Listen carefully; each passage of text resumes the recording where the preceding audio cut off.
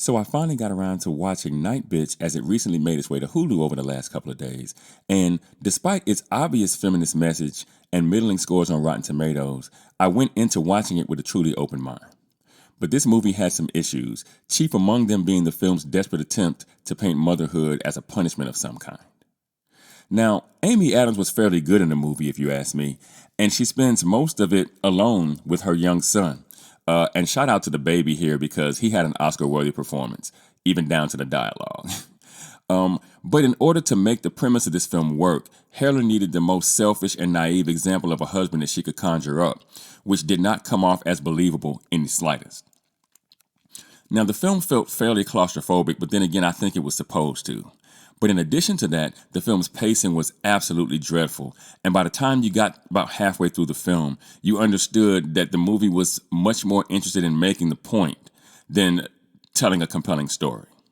And even the dialogue feels forced in a way that turns the film into a 90-plus minute TED Talk about how men don't truly understand how difficult it is to be a mother.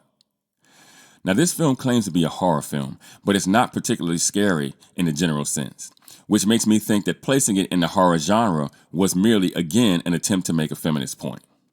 It's also being called a comedy, but it's not particularly funny either, which in my mind places the film in a kind of purgatory that makes it a difficult watch. Now look, I understand that every movie isn't for everybody, and I also understand that this film was clearly made for women, mothers most of all.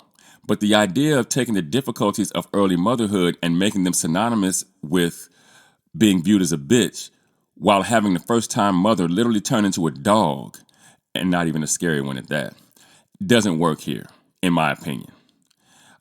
Especially when she ends the film back with her husband and having a second baby.